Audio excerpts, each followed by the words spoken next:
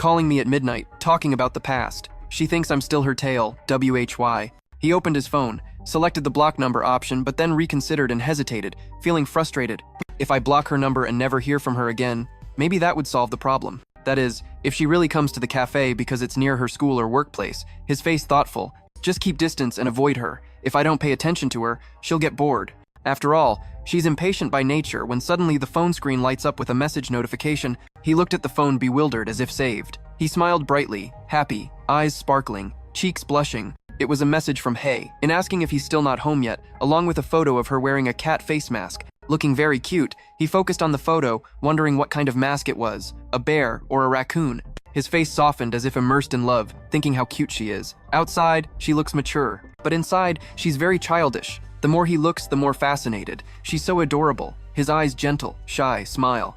I have to take a photo and send it to her, but for now, just stay like this. Memories grow, and special moments pile up day by day. When the time comes, everything will fall into place. He smiled, satisfied, face full of anticipation. Happiness, I'm sure of that. Reading the message, he burst out laughing. I got a complaint, haha. As usual at the subway station, still no sign of anyone. Hey In was sitting right on the waiting bench, reading a book. She was focused on the book in her hand, when suddenly Island appeared calling her, hey hey. In seeing him come, she put the book aside and greeted back. Oh hi, you must be tired today. Elon cheerfully replied, hey In likewise. He curiously asked what she was reading. Hey In answered a poetry collection. I'm trying to find inspiration for my creations. Hearing that, Island excitedly asked, oh, so you read a lot of books? Hey In gently replied, not much, but occasionally when I have time, I read slowly, she explained. If I like a poem, I try to copy it, he exclaimed. Oh, Elun with a delighted face asked, can I see a little? She comfortably said, sure. He flipped through the book, carefully reading each line. She marked all her favorite poems.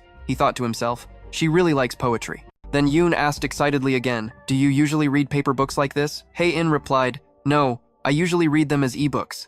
Sometimes I borrow them from the library. Hey In happily added, but if I like a book, I will buy a paper copy. It feels great to own a book I like. Hearing that, Elon was amazed. So you have about 100 books at home? Haha, about 4 or 5. I'm not Michael Jackson to have that many. Then she softened her tone, gently stroking her hair. But if I had money, the first thing I'd do is collect all my music, discs, instruments, and favorite books, then put them all in a room. Hey In happily imagined, if I had millions of things I love around me, wouldn't that really make me happy? What's that? Island giggled loudly. Haha, millions? What if you get crushed under that pile? It's ridiculous. Ignoring him laughing loudly, Hey In just silently observed him like a lovesick person. Then her index finger gently touched her lips, eyes sparkling gently, smiling softly. I don't mind. Better that than losing what I love. He grew a bit serious, looking at her, then turned his face down, expression thoughtful. Flipping through the pages, then Island suddenly started singing AAI. He looked at her and suggested, do you want to go out for dinner? Yeo Un continued, we can go out on a day off. She looked at him silently, then smiled full of happiness. Great. She moved closer to him, suggesting, let's eat your favorite dish, Yeo Un, okay? Hearing that, he suddenly felt moved, eyes shining with sparkles, temporarily unsure how to speak.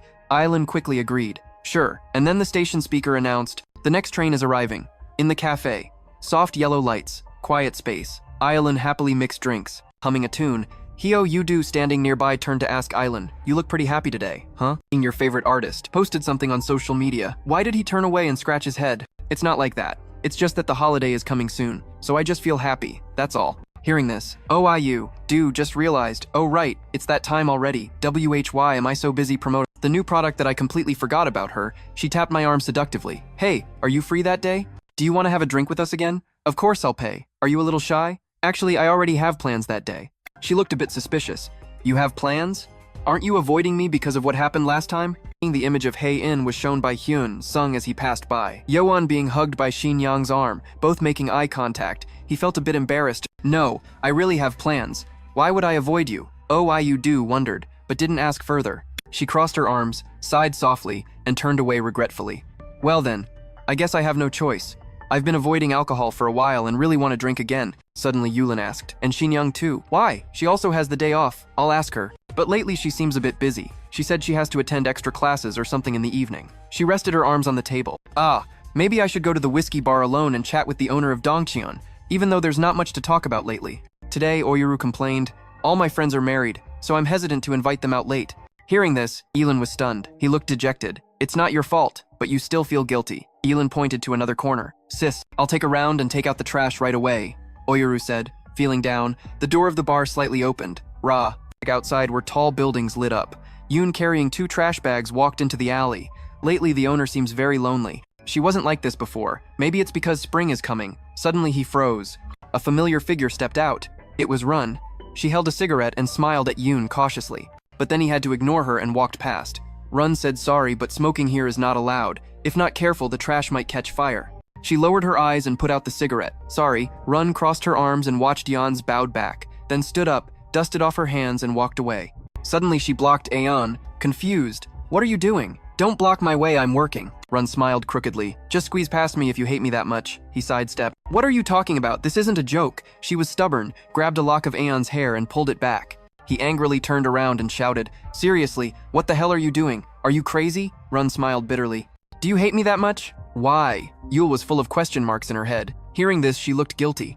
"I know I was wrong to you. I hurt you. But do you really hate me so much that you can't greet me normally? Why?" Run grabbed her own arm. "What do I have to do for you to forgive me? And then we can be friends." She humbled herself. "If you want, I'll do anything you say. If you want to slap me, go ahead." Hearing this, Yeon was a bit stunned. Run stepped closer. Yeo Un looked awkward and turned away. "Why did you suddenly do that? You didn't talk to me for a long time, and now this." Her black pupils fixed on his face. Run chuckled teasingly. "WHO knows. You think WHY? Curious, huh?" Yeon was angry, gritting his teeth. "Damn it, I'm getting dragged into this again." He turned away. "Don't joke like that. I don't have time to chat." Run showed a helpless expression. "Sorry, but it's because you keep ignoring me. If you would just say hi, I wouldn't have done this." Yan glanced angrily behind, loudly said, "I told you I'm working." She smiled with narrowed eyes. "Well then, next time you better greet me properly. Got it? On the street?" His voice shouted, "Ah, I said stop already." Yan returned to the bar, crossed his arms, leaning against the door looking annoyed. Why did she act like that? She's not a stalker, Yan pondered. But it's not comfortable at all to push her away and hate someone who has always been by your side. Yoon gently brushed his hair, his face gloomy. He rubbed his head. Ah, so annoying. Yoon leaned against the wall, feeling a bit nostalgic. "I want to see Miss Hay right now. Just talk about music and joke around without any worries. Just go with the flow. It will make your day much better from the inside." Oyudu's voice sounded. "IU, come in quickly," he hurried. "Yes, in another room."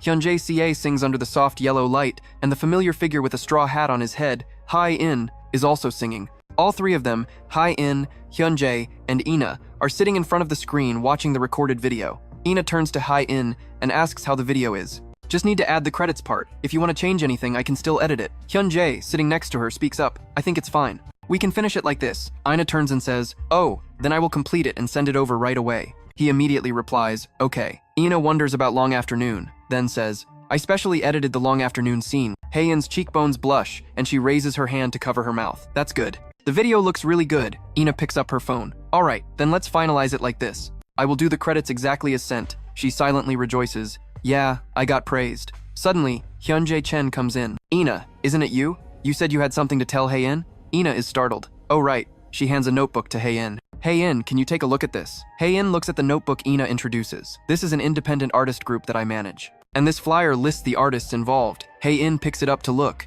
Ina says beside her, "We're not very big." Her voice rings out again, "But we have independent filmmakers and animators, BAD artists from various fields working together." Haeyeon's gaze stops at a logo.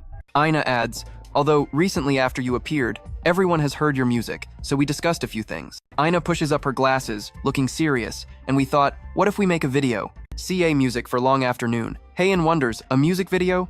Isn't that very expensive? Ina explains, "Oh no, it's completely free." Ina smiles, "But this is an experimental and pioneering product. Because we will create a video inspired by the music of Long Afternoon." Ina continues, "So you can see it as a collaboration between independent artists. When the video is finished, we will promote it for the group. And Long Afternoon's music will also be promoted. These days, if you want to make short content, you need video sources, right?" Ina stands up, shouting heroically and honestly, "All of this is out of pure fandom." She seems frozen in this moment. Then Ina coughs a few times. "Well, you can take your time to consider. Then get back to us later. Oh, please keep it a secret that we are doing this for free. If this leaks, freeloaders will come begging." Haeyeon feels a bit embarrassed. "Yes, I will think about it." She asks, "The meeting is over now, right?" Hyunji smiles brightly. Thanks for coming early." "Now you're going to work, right?" She replies. "Yes." He crosses his arms. "Haeyeon, do you have any plans tonight?" Hyunjae suggests, "If you have time, I hope we can have dinner together." He hesitates. "I have something to tell you. What do you think?" Haeyeon bluntly says, "No, I'm not coming." She refuses. Hyunjae is left speechless. She leaves with a smile on her lips. I have a prior appointment tonight and don't want to cancel. Hae-in just walks away. See you next time. Hyunja crosses his arms and sighs. It's really not easy, I thought. That day, I could naturally charm her. Ina beside him is furious and gives him a head tap. You bastard! How dare you flirt with my favorite artist? Take that. So that was your evil plan. Hyunji scratches his head like a boy. Trying to flirt with a girl. What's so terrible about that? And it's not like what you think. His gray eyes glance away. Hyunji remembers Hae-in's figure in the wind. I'm trying to bring Long Afternoon to my company. He feels a bit helpless. By now, she should have seen my production skills and been a bit interested. But her lack of reaction worries me a little. Night gradually falls. He weakly sings down the empty street. Yeo Un appears with a cold, pensive expression. He pulls out his phone. Looking at the number on the screen, clearly showing 60, there's still time. Yeo Un's eyes briefly droop.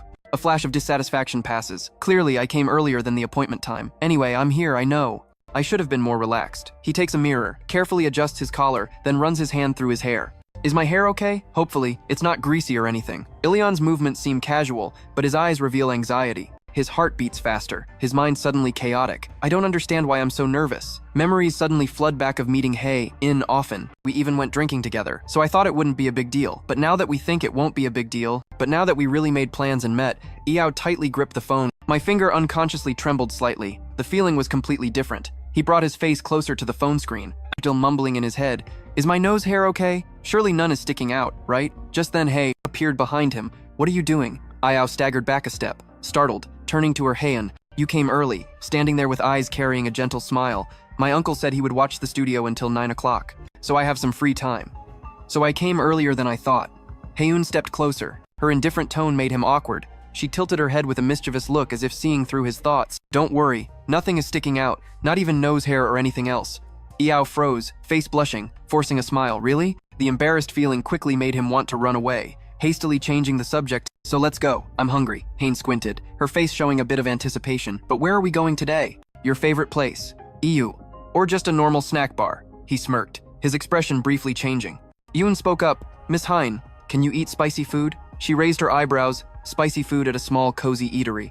The spicy aroma spread in the air. In front of them, the menu was opened, highlighting the dish of bright red ramyeon steaming. He enthusiastically introduced, this place is famous for its delicious ramyeon. Not only delicious, but also fun, because you can try different levels of spiciness. Hareen's eyes lit up with interest, her lips slightly curved. You must be really good at eating spicy food. Yeo laughed, confidently replied, not super good, but a little bit. If you, Heron, can't handle it, just choose the basic level. I'll pick level BA, above 4.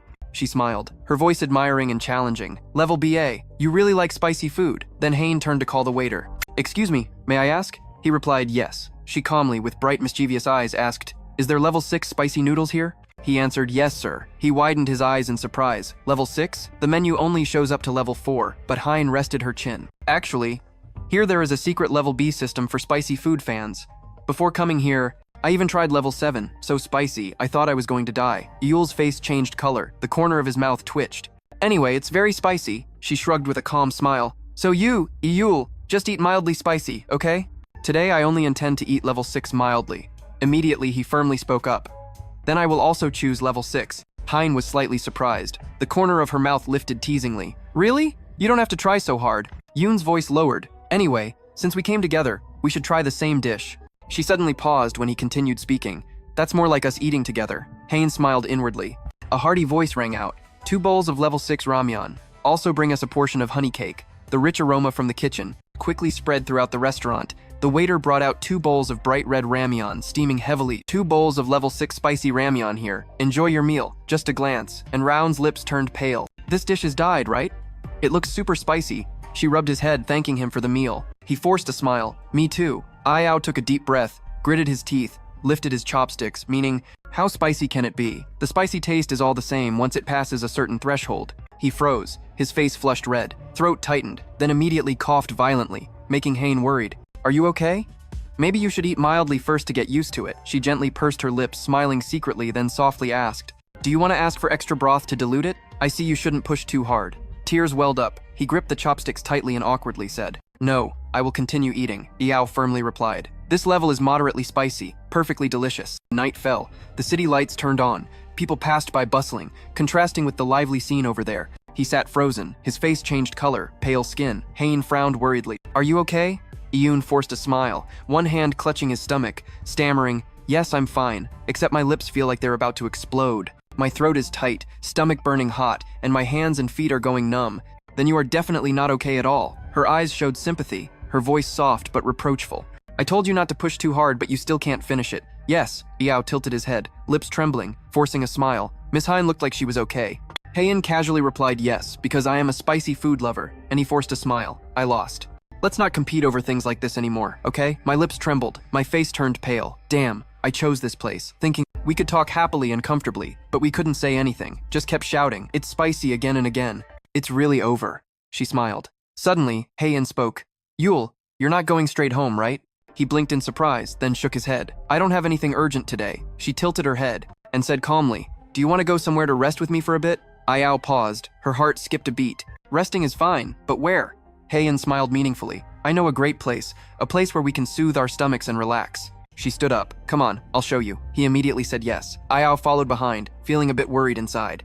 Rest? Where is she planning to go? His eyes scanned the bustling street with bright signs and crowds. Is there anywhere nearby to rest? Yeo sighed softly, then unconsciously fixed her gaze on the slender back ahead. He pondered. A sudden anxious thought flashed in his mind. Could it be? Could it really be? At that moment, a young man on stage hugged his guitar, smiling brightly. Of course not that place, he said excitedly. Thank you all. That was the beggar and the fishing boats. She gently clapped, her face showing delight. Yeo tilted her head, a bit surprised. You mean resting means going to a live music bar? Hae-in casually replied yes. On weekdays, this place is an open stage. Just buy a drink, and you can watch the performances for free. He was silent for a moment, feeling both strange and shy. She turned and stepped inside. Let's find a seat. I'll bring the beer out, Yeo Un immediately agreed. But as he followed, a mix of disappointment and silliness stirred inside him. He felt a bit foolish for imagining something else and feeling a little let down. Thinking back, suddenly going to a place like this was really unreasonable. Yeo Un was briefly silent, although the stage was small. The warm yellow lights and the guitar melody created an unusually cozy atmosphere. I never knew there was such a place near my school. I passed this street almost every day, but never noticed it. Hae-in turned around holding 2 cold bottles of beer. Here you go. He paused. Thanks, she smiled. Is your stomach okay? Yeo Un forced a smile. I'm just a little worried about tomorrow morning. As long as I don't die, it's fine. Another singer stepped on stage, introducing loudly, Hello, we are Peter Sweet Butterfly. The girl on stage adjusted the microphone, her voice a bit shy. This is my second time performing, so I might sing some wrong lyrics or miss a beat. Please smile and enjoy. The two clinked glasses. Then the first song is called Like Before. He slowly took a sip of beer as the sweet voice began to sing. The two silently listened. Yeo Un's eyes involuntarily left the stage to observe the surroundings. He was thoughtful. The table was sticky under the dim orange light. Everyone quietly immersed themselves in the music. A crowd of listeners silently enjoyed the solo artist's performance. Yeo Un propped his chin. Everything was strange and new to me in this world. Hae-in calmly sipped his beer. Hae-in had lived in these deep alleys that I didn't even know about. His gaze softened. Lowering his voice, Hae-in's eyes were sincere. This place is really wonderful. I like it a lot. He raised his beer bottle and took another sip. She hesitated briefly, then suddenly leaned in close, her breath brushing past him. Her low voice carried an irresistible charm. Me too. I really like it. Their eyes met. Their gazes overlapped, a bit awkward, but then she smiled softly, turned away, and slowly drank her beer. Yeo followed suit, drinking to steady herself. On stage, the singer finished the song. Thank you, everyone. The next song, a clear voice rang out, is one everyone knows well.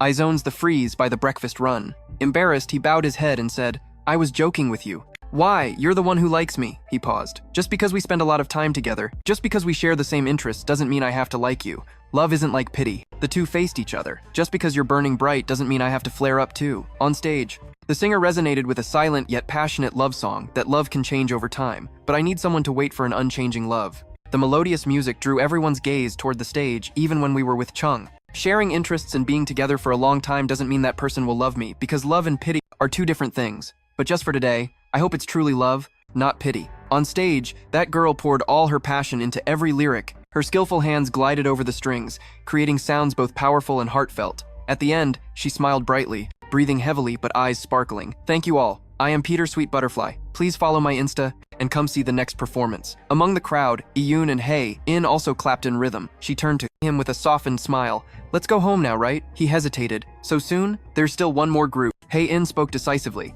It's almost 9 o'clock, so I think we should head back to the studio. Do you want to stay longer? Yeo Un awkwardly replied, no, I'm going home too. Night fell as they walked slowly. His eyes were intrigued. This place is really great. I never knew a place like this existed throughout school. Hearing that, she smiled. If you come on weekends, sometimes famous bands come to perform. Sometimes they even hold Daisy rock music parties until dawn. They also mix in other genres. Yeo Un tilted her head, her voice full of excitement. So next time if we come here again, let's stay until late, okay? Yoon immediately agreed. Sounds good. She looked ahead. Yeo Un suddenly asked playfully, do you want some ice cream before going home? He laughed. I'm fine. But will you have time? Eating ice cream won't take long. Yeo Un smiled warmly. Then I'll go buy some. Yeo Un, what flavor do you want? She answered casually. Anything is fine. I'll let Yeo Un choose. They both entered the convenience store. Not long after, he returned with her ice cream. Here's a refreshing lemon popsicle. Yeo Un took it, smiling. Thanks. They sat down right in front of the store. The summer night was cool, the cold lemon flavor spreading on the tongue. Were there many bookings at the studio today? She nodded while eating. Yes, we were fully booked. Yeo Un said satisfied. It's currently university festival season, so many clubs and bands come, making it very busy. He was slightly surprised. University festival, right? Our school is also about to have one. Actually, it's in early May. But I heard it was postponed because of something. She looked at him with curiosity. Yeo Un, you study at Hat University, right? Their band club came today too. Hearing that, Ellen raised her eyebrows. Really? How's their skill level? Have you heard them sing? She answered, pretty good. Clubs aren't judged too harshly. He agreed immediately. Yes, that's true. Music is for enjoyment. They were silent for a moment. Yeo Un lowered his head, his eyes briefly somber. Then he spoke. Yeo Un, why did you eat with me today? She was confused. Why do you ask that? Yeo Un invited me to eat, but I just felt it was a bit sudden. We never did that before. Yet suddenly I invited you to eat, planned it, and met privately. Yeo Un stiffened. She looked straight at him, her voice slow but firm. If you say so, then we've also drunk together. Done all sorts of things. It's nothing new. Yeo Un blushed hearing that, replying shyly, that's true. He looked slightly embarrassed. I'm just rambling. Fragments of memories about Yeo Un flashed by. I also knew there was nothing left to confirm, but I just couldn't believe it. Yeo Un quietly watched her, a cheerful person, saying she was fine being buried in the things she loved. A cool person who never lost her dreams. He pondered. Someone who shares my interests is right beside me. Yeo Un was slightly doubtful. I kept asking questions because all I needed was her approval. She exclaimed, this ice cream is really good. Today's my first time trying it. Yeo Un smiled brightly, her eyes curved. Maybe Yeo Un and I have the same taste in food. We both like spicy food too. He softened his voice, right? She paused, suddenly realizing their hands were placed so close that just a slight move would make them touch. Dim lights enveloped the space, prolonging the silence, and then no one knew who made the first move as both leaned toward each other. Lips gently touched. The hesitant initial kiss quickly turned passionate, lasting until their breaths mingled. When they pulled away, both blushed, embarrassed to look directly at each other. An tried to keep calm. It was cold and soft, with a hint of lemon. Yeo Un quietly covered her mouth, then awkwardly stood up. Let's go, right? Yeo Un's voice rang cold and decisive. The 10 o'clock group is almost here. I have to prepare. He hesitated awkwardly, then replied, okay, let's hurry. Late at night, the empty street echoed with steady footsteps in the silent air. Yeo Un silently followed, eyes fixed on her back, feeling heavy inside. She walked faster than before. He was thoughtful. At this rate, he couldn't read her expression. Yeo Un lowered his face, clenching his fists. Honestly, Yeo Un was just an impulsive fool acting on feelings. He silently blamed himself. In the end, once again, I did something hateful. Yeo Un suddenly turned her head back. Yeo Un went out to the train station. Yeo Un hesitated. Yes, she spoke coldly. Be careful. I'll go this way. He hesitated, then replied yes. Today I was very happy.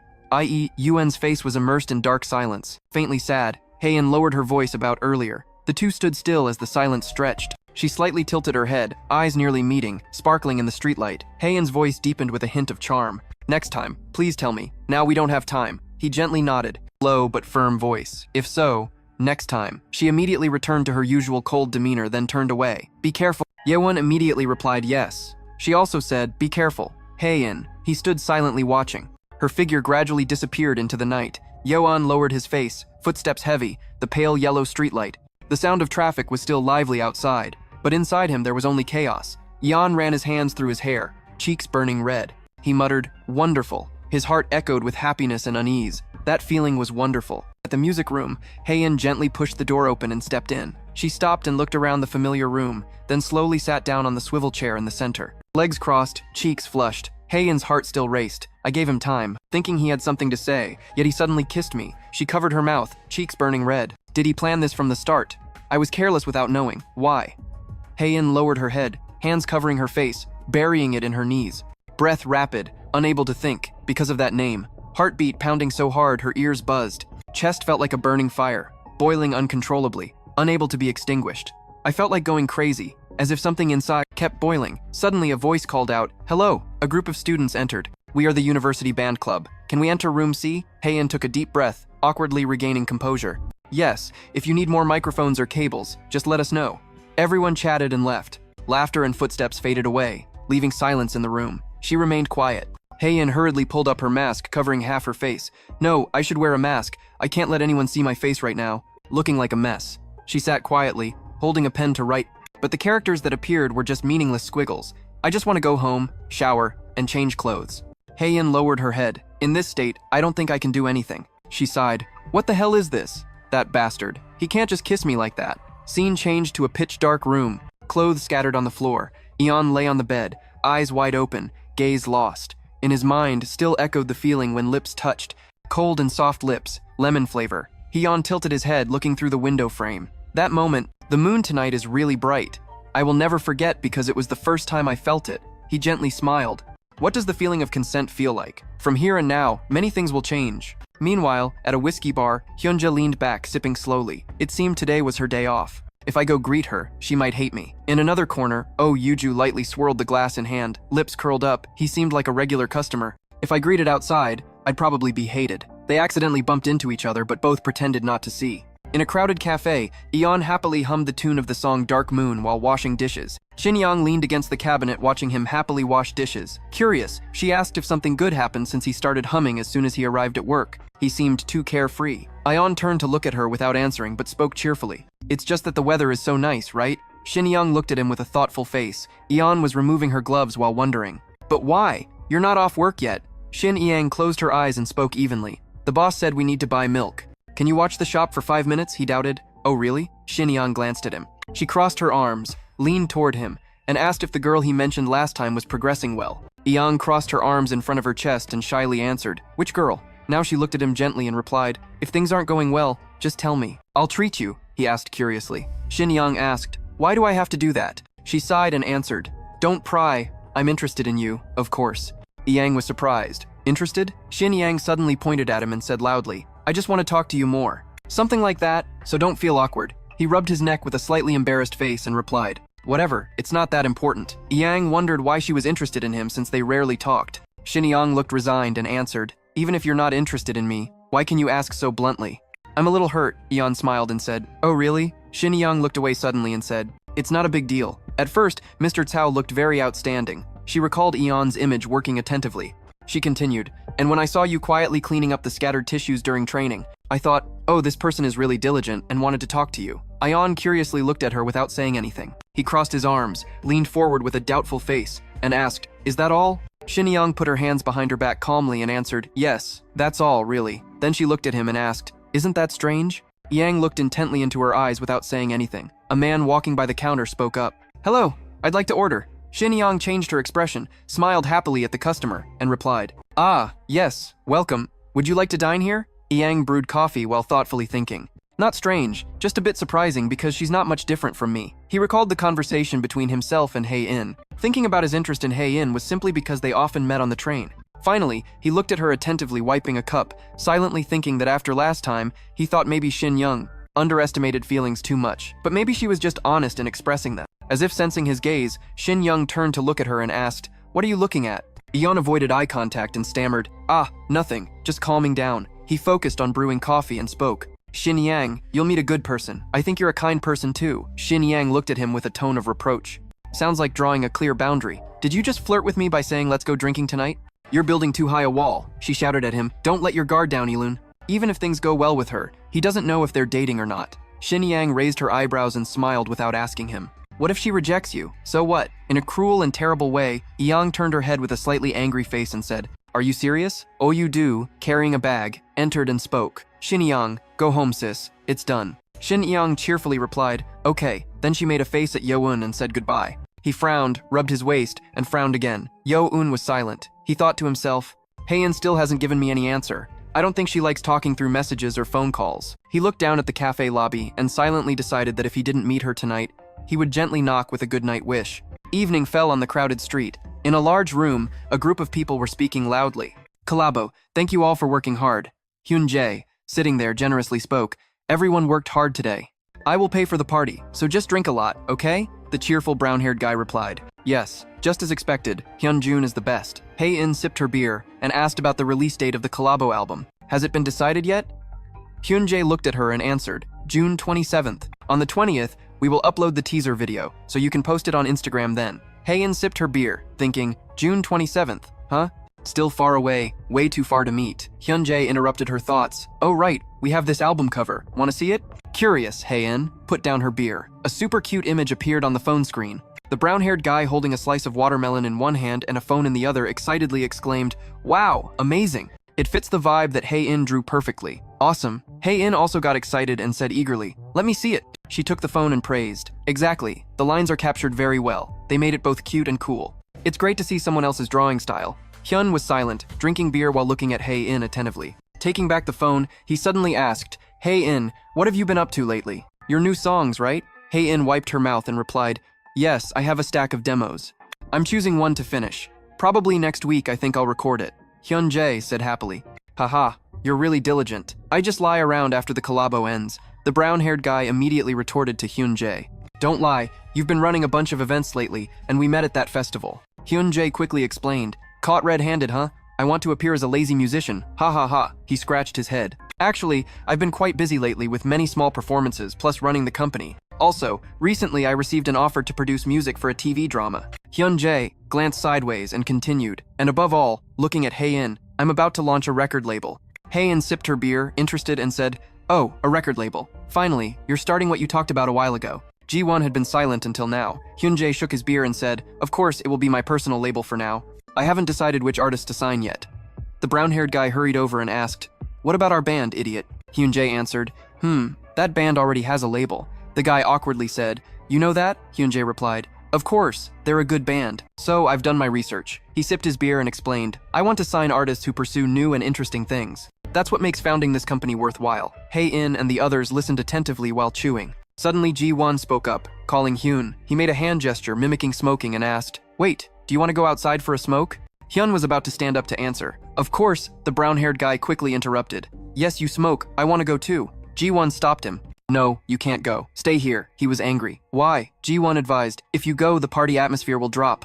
The brown-haired guy gave up and said, Really? Then I guess you have no choice. Ha ha. Outside the bar, Hyunjae and Ji-won slowly stepped out. Hyunjae spoke first. Ji-won, why do you oppose? Don't you like my label? He lit a cigarette and replied, I didn't oppose. Hyunji-yeon softly exposed him. You know I don't smoke, yet you deliberately invited me out to stop me from signing with Long Afternoon and cut off the conversation, right? Ji-won answered, It's not exactly opposition. I have a suggestion first. Ji-won hesitated. Hey, in that girl, you need to get her on a big stage once. Hyunjae asked suspiciously. A big stage? Ji-won explained. Like a festival or a solo concert with a large audience. Arrange that for her. Even if only as a staff member or something, at least once. He looked at him and continued. She needs to get a feel for what she's doing.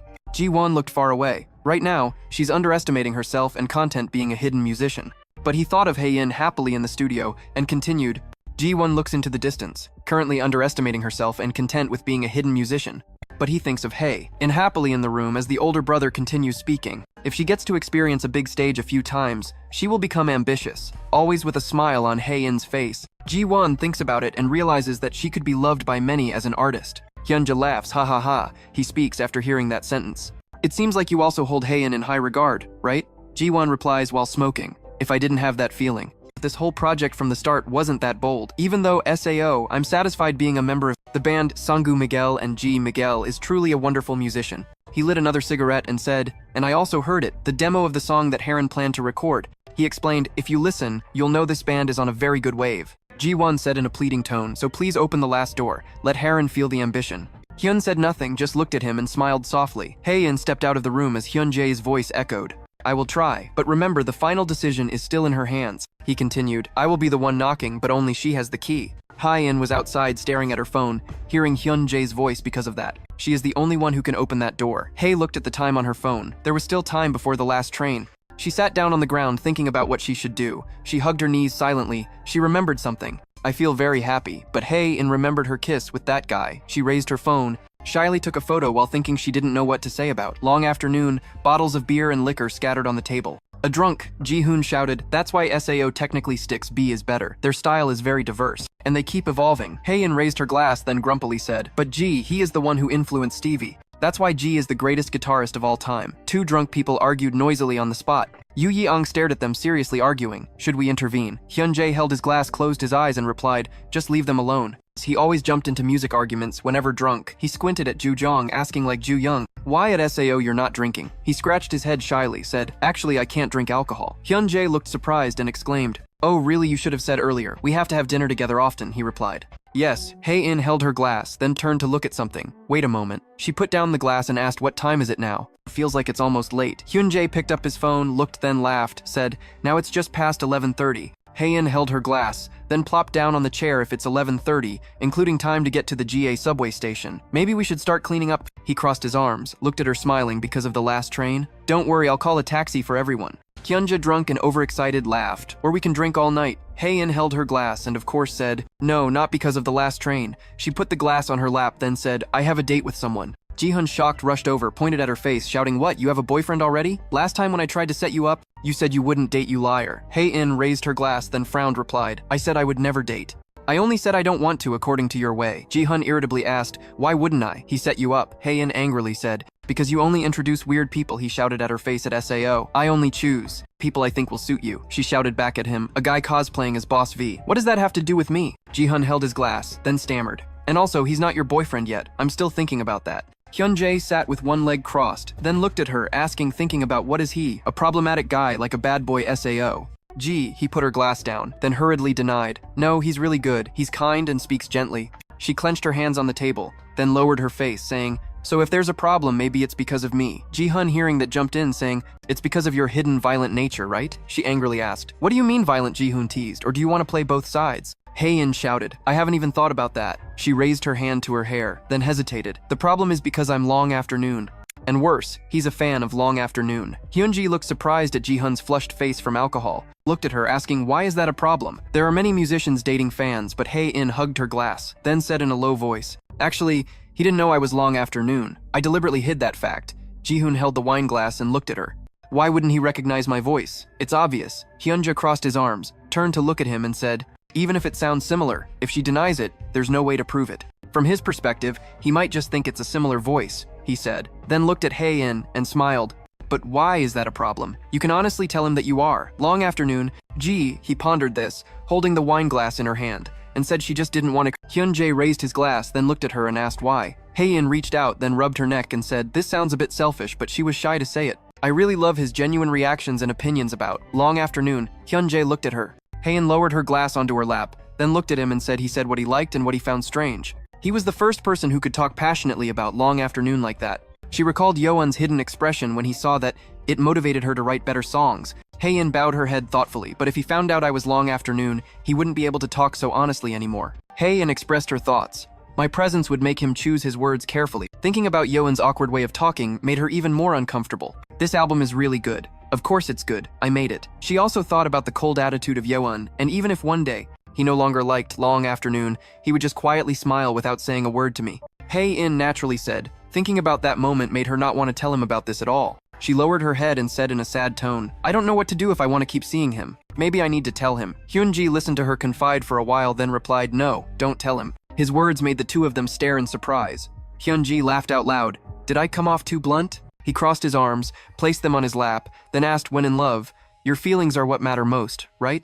If you feel uncomfortable, you don't have to force yourself to say it. Dating doesn't mean you have to reveal everything, right? He crossed his arms and looked at Ji-hun. I also met someone briefly after coming to Korea, but I didn't tell them everything. He recalled his youth. The things he went through as an immigrant, my family situation, or why I returned to Korea. Hyunji smiled, then softly said, I really liked her, but there were weak parts of myself I didn't want to share. The two listened attentively to his every word, and I don't think that's selfish. Hyunjae glanced, then gave advice. Keeping your flaws secret means you cherish the relationship with that person. Hae-in looked at him. Hyunjae crossed his arms and laughed loudly. Of course, hiding to cheat is a different matter. Ji-hun held his wine glass and laughed too. Then you're just a bad person. He looked at Hae-in, then laughed and said, even so, do what you want. Love isn't something that can be standardized. She thoughtfully held her wine glass and shook it. A hand brought a bottle of wine over, startling her. Hyunjae held the bottle and laughed. Said, take it slow. That's not something you need to decide quickly, right? He handed her the bottle, then gave advice that it wasn't necessary to meet him tonight. Hae-in was silent, thinking for a moment. Yes, she raised her glass to Hyun-jae and said she would take more time to think. At night, lights illuminated every corner. Ayeon held her phone, watching and giggling. He focused intently on the phone in his hand.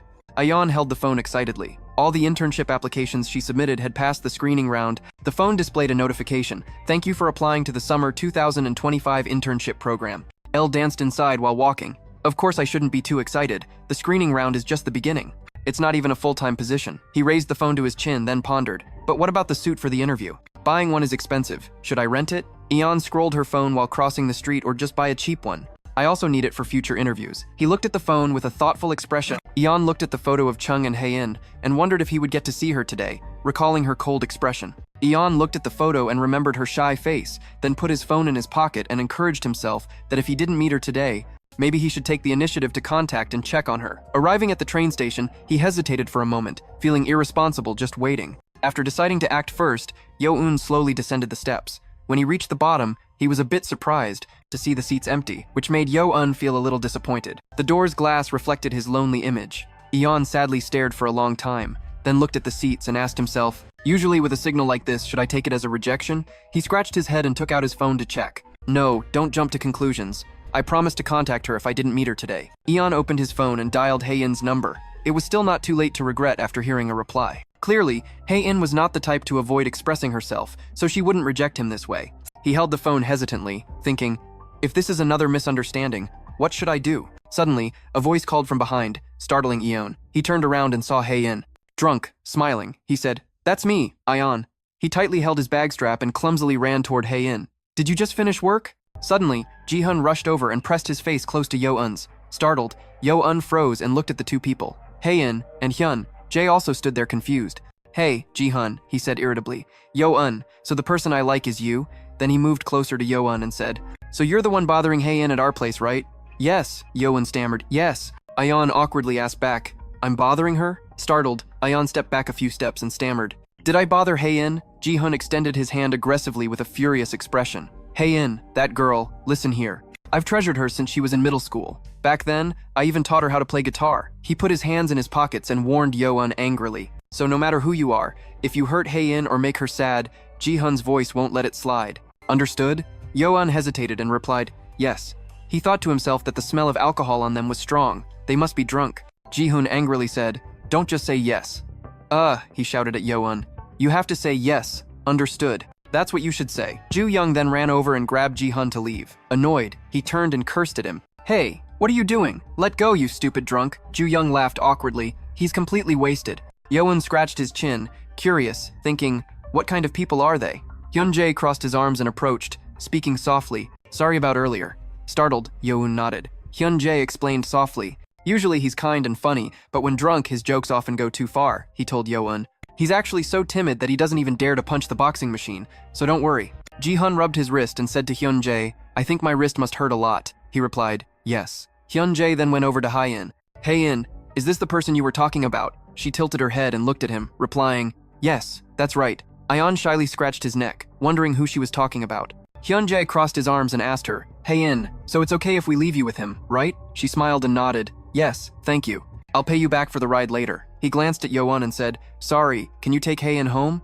She's too drunk today." Surprised, Yeo Un took her home. Hyun-jae turned and said, "At first we planned to take her ourselves, but actually, our homes are quite far from hers and we're pretty drunk too." He held the guitar strap and looked at Yeo Un. "So we asked you to do this. She said she trusts you a lot." Hyun-jae looked at her and reminded, "Be careful going home, okay?" She smiled at him. "All right, see you next time." After reminding her, Hyun-jae turned and left with the others. Ji-hun said, "Shall we go eat some bone broth soup before heading home? I know a place open 24 hours. Du-young excitedly exclaimed, "Oh, that sounds great, let's go." Hae-in waved goodbye to everyone. Hearing their friendly conversation, she asked, "Are you all close friends?" Hae-in tucked her hair behind her ear and looked at him, replying, "Yes, we all met through music." She introduced each person to him. "The curly-haired one is Ji-hun. He taught me how to play guitar. He's in a dance band called Idiot Dot. They're amazing, and their title track is on their album.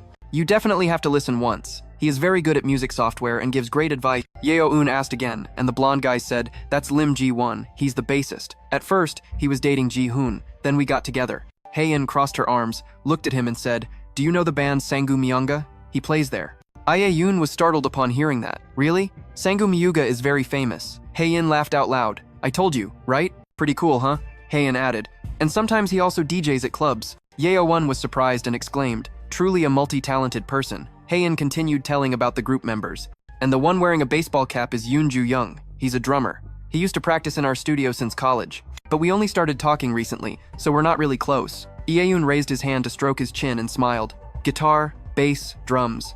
You all could totally form a band together. Hae-in covered her mouth and laughed. Right? We could form a band. With 3 members, just like XLVKDA. Her legs wobbled. Hae-in suddenly fell into Yeo Un's lap, catching him off guard. She tucked her hair back and said, sorry. Yeo Un looked at Hae-in shyly. No, it's okay. Did you drink a lot? She quickly pulled her hand away and smiled awkwardly. Yes, today there was a small surprise party. He grabbed her hand. Hae-in turned around to look at Yeo Un, who held the bag strap and said seriously, let me hold your hand so you don't fall. Hae-in was stunned, then smiled softly. She raised her hand and looked at Yeo Un, then hold it tight. On the way home, Hae-in teased, so we don't trip somewhere weird.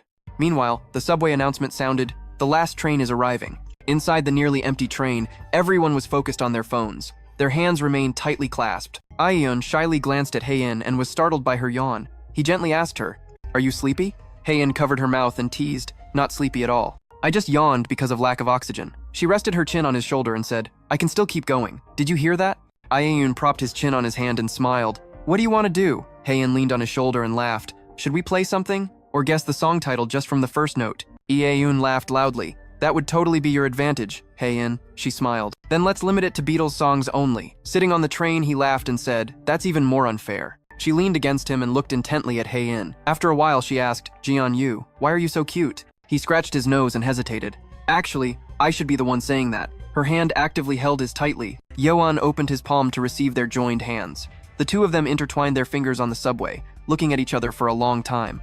Is it just me, or is the subway unusually quiet today? The lights from the houses outside cast a glow. The two lovers walked hand in hand out of the subway station. Hae-in happily exclaimed, we're here! Yeo Un cheered too. We're here! He looked at her and asked, from here, which way? Is it far? Hae-in raised her hand and pointed forward. Just go past that building and we'll arrive. Yeo Un followed her pointing hand and was surprised. Super cool, a prime location. She held his hand and smiled. I often go out late, so I chose a place near the subway station. Pretty convenient, right?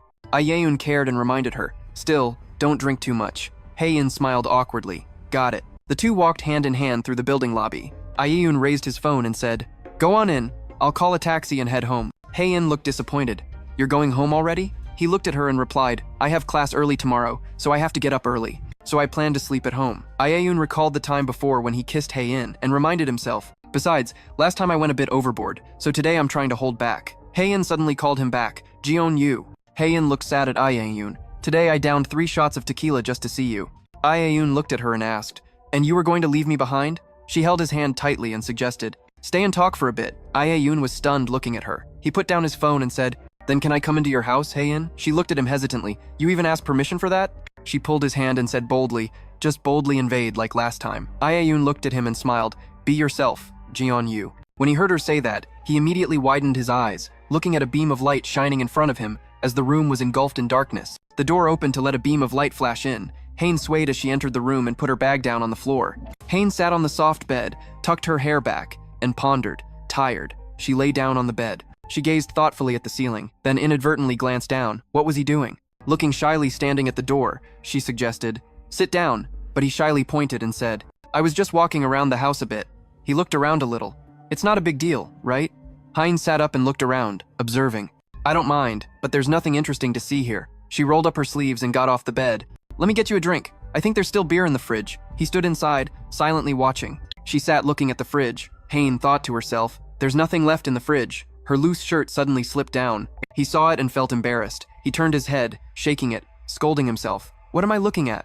I really am a pervert. His eyes suddenly caught something, looking at the room's arrangement. It made him exclaim that Hae-in's room truly reflected her personality. There were many musical instruments and audio equipment, definitely the style of an artist. He crossed his arms and smelled a faint scent. He also smelled a sweet fragrance. Could it be from the essential oil diffuser? Hae-in took a can of drink and handed it to Yeo Un. Here, drink this, she smiled. This is the last can of beer. I'll pour you a glass. Yeo Un took the can from her hand and happily said, no need, I'll drink the whole can. How about you have some?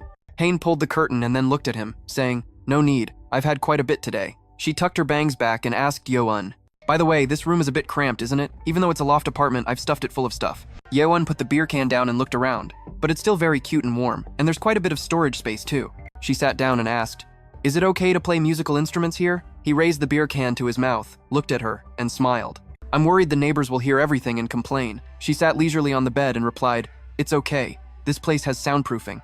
The previous owner installed everything already." She looked at him with a meaningful smile. "So no matter what I do here, it won't be a problem with the neighbors." "Really? That's great." But Yeo Un froze and looked embarrassed, raising the beer can and saying, "That's awesome." He sat down by the stairs and looked at her, asking, "Aren't your parents worried about you living alone?" She brushed her hair back and answered, "Not really. My family is quite easygoing," she said. "Besides, I work at my uncle's recording studio, so they think my uncle is looking after me." He was surprised. "Oh, I see." Yeo Un drank the can and thought to himself, "But speaking of that, your uncle seems to live alone too, right? I wonder if he feels lonely." Hain leaned toward him and called, "Hey you." She looked at him and asked, "I'm starting to feel sleepy. Can we talk while lying down?" He looked at her and smiled. "Sure, you can lie down comfortably. After all, this is Hain's home." She quickly denied it, surprising him. "Not like that." Hain lay down on the bed and gently patted. "I mean, let's lie down together right here. Here, look, you're drinking a can." She hurriedly urged him, "Drink it, then come lie down." Yeo Un thoughtfully looked at the can, then quickly raised it and drank it all in one go. After drinking, Yeo Un put the can down, quietly stepped onto the bed, lay down, and gazed at her for a while. Yeo Un rested his head on his hand and looked at Hain, asking, "Is the bed spacious? Do you have any bad habits when you sleep?" Hain looked at him and replied, "The previous owner left this bed. I just changed the sheets because they looked prettier." Yeo Un curiously asked, "Is this blanket yours?" She reached out toward him and asked, "How did you guess? Do you have psychic powers?" Yeo Un rubbed the sheet and answered, "The blanket has a flag print. It's definitely your style." She laughed heartily, but actually, it was made in Korea. Yeo Un asked her and then burst out laughing. "Really?" Hesitating for a moment, she looked at him and asked, "Is the smell of alcohol strong?" Yeo Un looked at her and replied, "Just a little." Hae-un buried her face in the bed, embarrassed. "I wish you, Yeo Un, were drunk too. That would be great." He laughed out loud. "Don't worry, I'm not shy at all." She glanced at Yeo Un, suddenly hearing her name called. She was startled and looked. "Yeo Un." Hain looked into his eyes and asked, "Why did you kiss me?" Yeo Un blushed, looking at her. "That wasn't a kiss, just a light touch of the lips, yet you look at me with reproach. No different from me. Why did you do that?" Hain turned over to look at him. Hain turned to look at Yoon with a serious gaze. He looked at her innocently, then shyly lowered his face and softly said he just wanted to tease her a little. Yoon looked at him and said to see if she would run away or not.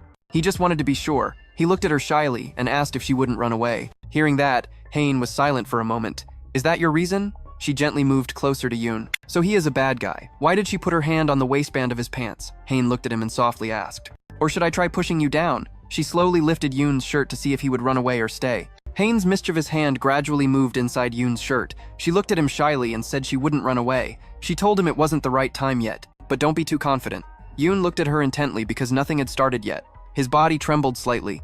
He controlled himself and reached up to touch her shoulder. Hain looked at him and said seriously, "Don't touch me." She looked at him with affection. This time it was her turn to tease him. Yoon was surprised by her words. He just lay still and let her do as she pleased. Then she gently slipped her hand inside his shirt. Hain put her hand inside Yoon's shirt while she excitedly spoke. At that moment, there was nothing else to do. Yoon's face flushed pink from embarrassment. He thought she was a good person. "So you're quite strict, huh?" Hain smiled at him. He didn't know why.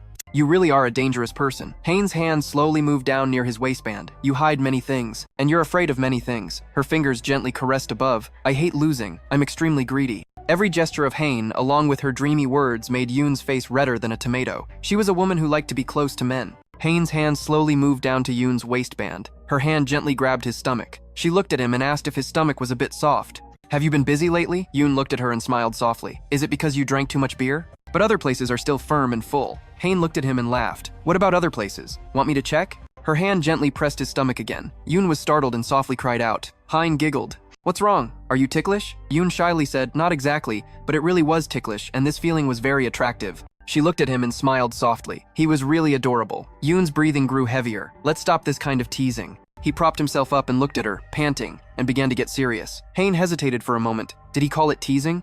She grabbed his shirt. Hain turned and flipped Yoon down onto the bed. He looked at her wide-eyed and smiled. Hain propped both hands on him and looked at Yoon. "I know you're serious," she softly asked Yoon. "How long can you hold back?" Yoon was surprised and repeated his words. "How long can you stay calm and restrained?" She looked at him. 20 minutes. Hain's face turned red, and she repeatedly punched Yoon's body. "What are you saying? Is that all you think about?" Hain placed her hand on Yoon's chest. "I mean, She moved closer to him and shouted loudly, "No matter how much I tease you, you won't run away, right?" His eyes suddenly brightened. Hain awaited Yoon's answer. She clenched her hand and said she was actually a very picky person. If she wanted something, she would be obsessed and never give up. And if she didn't want to let go, she would hold on tightly forever. Hain lowered her face close to his and said she was selfish like that. "Are you sure you won't run away?" Yoon asked. "Why do you think I would do that?" Hain revealed her own expectations. People are like that. They create expectations, then disappoint and betray. She recalled her school days. And the ones who stay behind receive the pain. "So why did I bring you into this room?" Hain reached out to take off her outer shirt in front of Yoon. She felt comfortable taking off her outer shirt. Hain threw the shirt aside. "Come on, now you give up. I've said everything I wanted to say." Hain tucked her bangs back and leaned close to his face. "Are you ready to go?" She gently bowed and leaned close to his cheek, then softly kissed his small ear. Yoon's hand gently touched Hain's upper arm. She suddenly sat up. He looked at her surprised and asked what was wrong. Hain covered her mouth, showing a displeased expression. "Ah, no, it's just that I'm a bit surprised." Her mouth puffed up, startling Yoon. Hain's face began to show many colors. No, it's about to overflow. I can't hold it anymore." Hain quickly stood up and ran to the bathroom. A loud call of "where" startled Ellen, and he immediately stood up and ran to Hain, worried. "Are you okay?" He stepped in and saw her sitting curled up in a corner. Hain sat holding her face, then groaned. She looked up and covered her mouth shyly, saying, "I'm sorry for ruining the mood." Eon looked at her fondly and sighed. "Maybe it's because you've been mixing too many things in your diet lately, so your stomach is rebelling." He sat down to encourage Hain. "It's okay. Anyway, tonight I just planned to take you home." Eon looked at her worriedly and asked, "But why did you drink so much? Is something bothering you?" Hain looked up at him and said, "Not really. I just feel happy, I guess. I'm very happy." "That's right, exactly. I'm very happy now because of you, Ion. I really like you.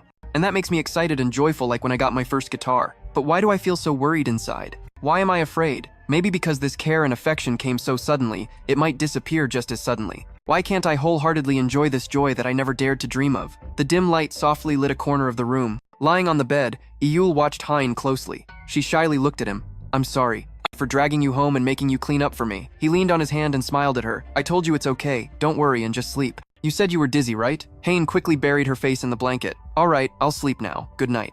He looked at her and suddenly smiled. His eyes then turned serious. He didn't want to lose the person he loved, so he was honest and came closer to her. But maybe, just maybe, he didn't want things to get complicated, so he hastily concluded. Maybe that's why he imposed his decision on her. Haeun silently pulled the blanket up to her chest and then looked at her. He knew it was a selfish confession. He only thought about himself and chose the easiest path for himself. Eon raised his hand to gently stroke Hain's cheek. "Next time, I'll do better so you won't feel anxious or worried." The room was filled with darkness. Hraeun was uncomfortable and whispered, "Too hot." Hraeun rustled all over the bed. She immediately took off her pants and threw them away. "It's really comfortable. I can't sleep wearing leggings." Hraeun turned around and was startled. She quietly observed, "I almost screamed because I was startled. I forgot Yoon was sleeping next to me." Hain ran her hand through Eul's hair. He was sleeping soundly like the dead. She thoughtfully observed, "You won't tell him, right? You are the one behind long afternoon, at least not right now." Hain immediately hugged Eul.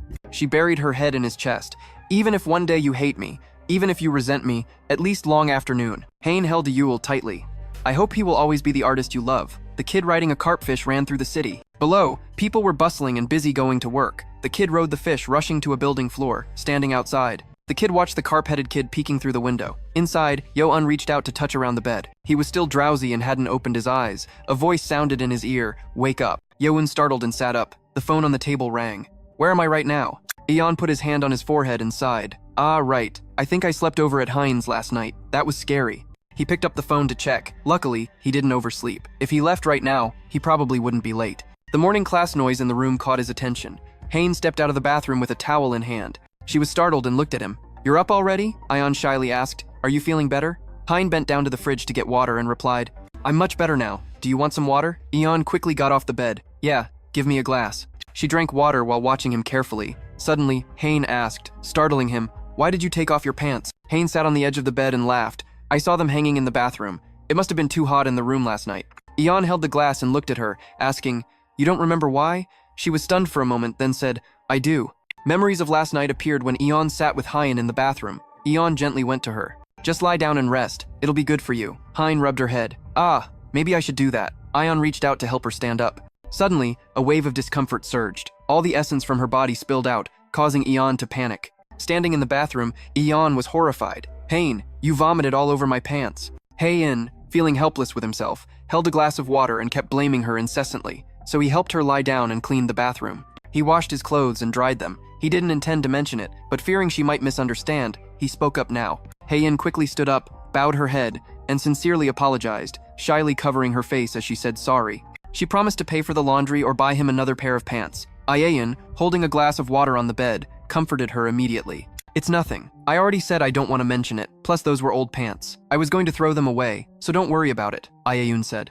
Then he asked, the important thing is, can you take the pants for me? He had to leave urgently. She replied shyly, I understand. Hae-in turned to go outside, saying she would stand still so he could change comfortably. Yeo Un burst out laughing. What is this? Waiting for a 2BA? She shouted angrily. Just get dressed first, she said before turning around. He obediently said yes, then silently watched her after putting on his pants. Hae-in stood aside, covering her eyes shyly, smiling faintly as he recalled last night's words. I have to be more serious, he thought. Sitting on the bed, he called out, making her turn around. Hae-in cautiously made a suggestion. If we both have a free day, would you like to have lunch together? Hae-in looked at him and spoke. I'll cook spaghetti at home for the two of us. Yeo Un smiled softly and said he wanted to discuss last night further.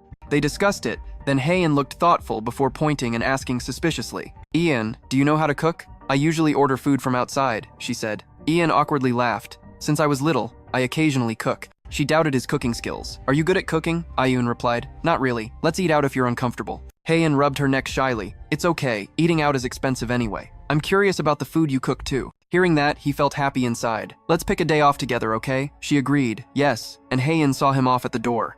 Yeo Un waved goodbye. See you then. Rest well, he said. Hae-in stood at the door, crossing her arms and waving back softly. Thank you for taking me home last night.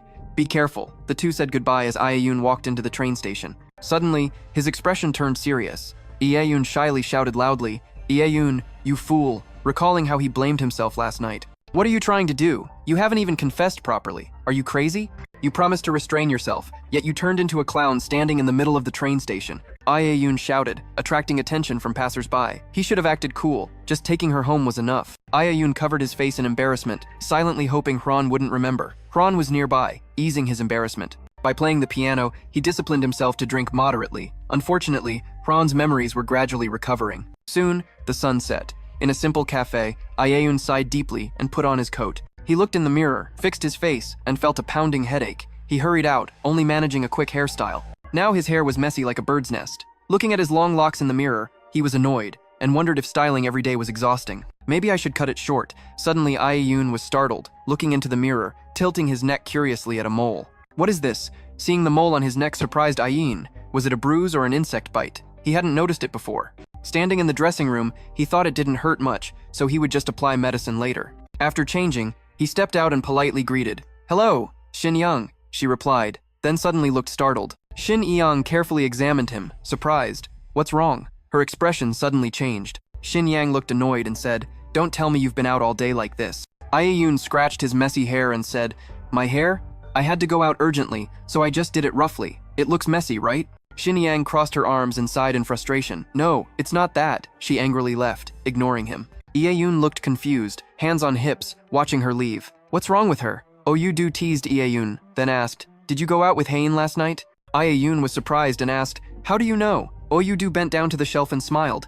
How could I not know? Your face practically reveals it. She handed him a bandage. Here, put this on your neck. Yeo Un bent down to take it, but she said, The hickey is right there. Her words startled Yeo Un, who shouted loudly. The hickey from last night's room. Hae-in gently bit his neck and hugged him tightly. Yeo Un's face showed some discomfort. Hreun's face slightly flushed with embarrassment because Yeo Un's neck smelled too good, making Yeo Un awkwardly hug her neck. He stood behind the counter and jumped up at Oyuju, then teasingly said, Don't you know? It turns out you're even more innocent than you look. Yeo Un shouted in despair. Hreun, what exactly did you do? And so the next day at the train station, waiting for Yeo Un, Hae-in looked unhappy and glanced at Hreun, who giggled confusedly and asked, What's up? He coldly pointed to the hickey on her neck that was covered with a bandage. Hae-in feigned ignorance and asked, What is that bandage for? Are you hurt somewhere? Yeo Un came closer and sat down, looking suspicious. You really don't know? She gave him a puppy-like look and wasn't sure if it had anything to do with her, thinking about it. Yeo Un got even more upset and shouted, A hickey? When did you even do that? Even if you apply medicine, it takes 3 days to fade. How did you let it get this bad? Hae-in showed no guilt.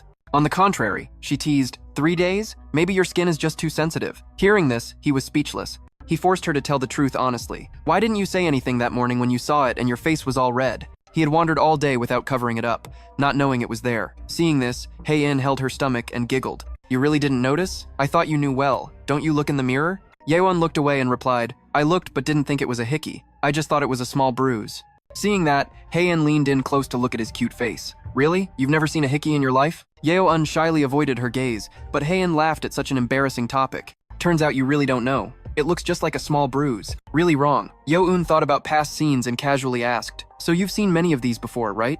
A hickey? But she spoke very calmly. I've had plenty since middle school. This startled him. She said she got bored in middle school and tried it once with a friend. It was fun, so she tried with a few others. Hearing such a wild thing from the girl he liked, the young man was stunned and couldn't close his mouth. Hae-in looked regretful. It was much more fun back then, but they all transferred schools, so now it's a bit sad. At this moment, Un tried to stay calm, but his legs and hands were shaking like crazy. Calm down, everyone has a past. Okay, if she dated 3 guys in middle school, that's quite intense. But maybe it's not that strange. Is that okay? I only knew how to play soccer in middle school. Seeing him thoughtful, Hae-in couldn't help but burst out laughing, confusing him. She even cried laughing, saying, Yul, every time I look at you like that, your reaction is so funny. I'm not grumpy. What did you do? You're the one who said something strange earlier about making hickeys with 2 or 3 guys in middle school. Hae-in tucked her hair back, wanting to end the act. I was just joking, like we made those marks on each other. Only among a few girlfriends. Hearing this, he was bored and just clicked his tongue. She recounted that someone said they saw how to make hickeys online, so they just tried it during lunch breaks. Just joking, about 20 or 30 close friends. Yeo Un was a bit shy, so it was just among friends? Wrong. Hae-in deliberately teased him. Wait, you don't think I dated 2 or 3 guys at the same time, do you? This made Yeo Un feel a bit uncomfortable inside. When you say hickey, people will think something else. It's not your fault. Hae-in felt no remorse and even giggled. I didn't say anything. I just said your reaction was funny. Suddenly she had an idea. By the way, since we're talking about this, Yeo Un, do you want to try making a mark? A hickey mark? It was so sudden he couldn't react in time. She raised her hand. Yes. On my hand here, you just need to place your lips and suck, then a mark will appear. Then she pointed below her hand. Usually, the mark is clearest under the armpit, but that would be weird. So try it on my hand. Saying that, she stretched out her arm toward Yeo Un. Here, do it. Yeo Un focused on her small wrist, then took it and brought his mouth close, finally biting hard on her wrist. She was startled by his action and quickly pulled her hand back, shouting, What are you doing? Why did you bite me? Laughing fiercely is not the way to do it. Did you think that was how to make a love bite? Hae-in blushed all over and said loudly, I said suck, not bite, but I... Then pretended to be innocent. Oh, really? Did you forget? She was annoyed and asked, Tell me honestly, you didn't do it on purpose, right? He smirked mischievously. Who would know? Anyway, be careful. I might bite you again anytime. Hae-in rubbed her wrist, glanced sideways at him, then suddenly blushed. This made June quite confused. What do you mean by that? Suddenly realizing, she instinctively raised her hand to her neck. No, I didn't mean that. I didn't mean anything weird, okay? I just don't want you to think I'm an idiot. Then he looked at her with full sincerity. I mean, after all, I'm older than you know. She was dazed for a moment, then laughed. All right then, you won't leave a love bite mark? No, I won't, he said, making her a bit disappointed. But it's fun. Scene changes. A while later, at the apartment, June stepped out of the bathroom. Her hair was down, looking very handsome. He was happy inside. At least now he could take a cold shower, saving on heating costs. Then he went to the sink to get a drink to quench his thirst. June curiously glanced over. Looking at his phone on the table, he was so happy he danced and flopped onto the bed, feeling a little lightheaded thinking about her. Hae-in must have gone home already, right? I wonder what photo she sent today. After opening the chat, he saw a photo of Hae-in pulling down her t-shirt slightly. This is a love bite mark. June laughed. No way. She finally sent me a picture of that mark. I have to save this photo. I'll write a little caption below. Suddenly, his phone vibrated. It was a notification from the singer he liked. June excitedly opened a new post from Long Afternoon after quite a long time. I was worried because they hadn't posted anything for a while. June happily tapped the notification. Looking at the painting, she didn't hesitate to like it immediately. I'll analyze this painting later, but for now, I have to like it first. Meanwhile, on Hae-in's side, she was focused reading a book when suddenly a notification arrived. Hae-in instinctively picked up her phone to check. It turned out someone liked her post immediately after she posted it. Who could it be at this hour? Maybe Yeo Un. She leaned back on the bed, thinking. His Instagram profile had no photo or name, so she didn't know who it was. But now thinking back, Yeo Un always liked posts from Long Afternoon, and even watched all the live streams, whether she noticed or not. He always left a trace, which made her heart beat faster. After all, I don't really need something like a love bite mark. Hae-in laughed fiercely, staring intently at her phone. Let's see. Then she got up to get her guitar, adjusted the volume to the best level, and hummed a new tune that appeared in her head. Maybe I'll compose a song. So that evening, a little girl symbolizing Long Afternoon was placed on the rooftop, humming very lively love songs. But not long after, it started raining. The little girl suddenly stood up and looked around. Oh, it's raining. The sound of footsteps echoed in the rain.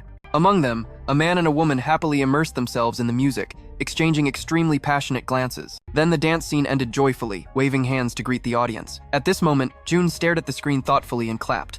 From the movie theater gate, she stepped out holding a can of Coca-Cola. Earlier, she took a long drag, then threw it into the trash, feeling a bit cheerful.